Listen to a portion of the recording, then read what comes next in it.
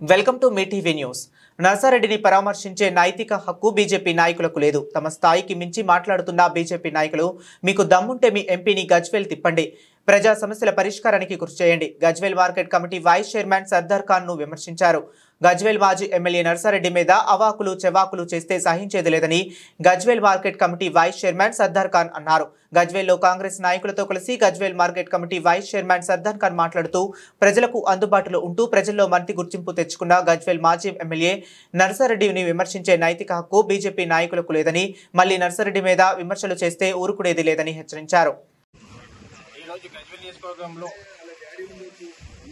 రేవంత్ రెడ్డి సర్కార్ అనేక సంక్షేమ పథకాలను గజ్వేల్లో కూడా నిర్వహించడం జరుగుతుంది. ఒక ప్రతిపక్ష నాయకుడి నియోజకవర్గాన్ని కూడా చూడకుండా ఈరోజు గజ్వేల్ నియోజకవర్గానికి 3500 ఇందిరమ్మ ఇళ్లను శాంక్షన్ చేయడం జరిగింది.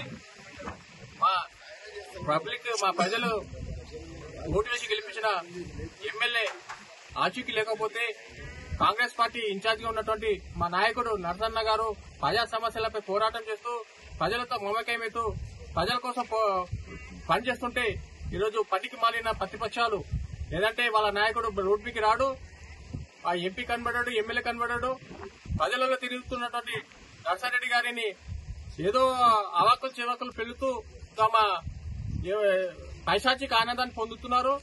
నిజంగా వాళ్ళ చిత్తశుద్ధి ఉంటే మీ ఎమ్మెల్యేను ఎంపీని పబ్లిక్ లో తింపండి, గజ్వేల్ సమస్యలపై వాళ్ళతో పోరాటం చేయండి. ఎందుకంటే ఈరోజు MLA TRS party, MP BJP ఆయన వాళ్ళు ప్రజా సమస్యలు పట్టించుకోవడం లేదు. గజ్వేల్ ఎన్నో సమస్యలు నెలకొని ఉంటే ఈరోజు ఓడిపోయిన మా అన్న ఈరోజు అధికారులతో కానీ ప్రభుత్వ పెద్దలతో కొట్లాడి ఈరోజు సమస్యల పరిష్కార దిశగా ముందుకు సాగుతుంటే వీళ్ళు ప్రజలకు సేవ చేస్తుంటే తట్టుకోలేక ఓర్వలేకపోతున్నారు. ప్రజలకు వీళ్ళు సేవ చేసే ఆలోచన లేదు. ఎవరైనా చేస్తే కూడా వాళ్ళను కాల్పట్టి లాగే ప్రయత్నం చేస్తున్నారు. ఈ గజ్వేల్ ప్రజలు గమనించి ఇలాంటి ప్రతిపక్ష నాయకులకు తగిన బుద్ధి చెప్పాలని సందర్భంగా మనవి చేస్తున్నారు.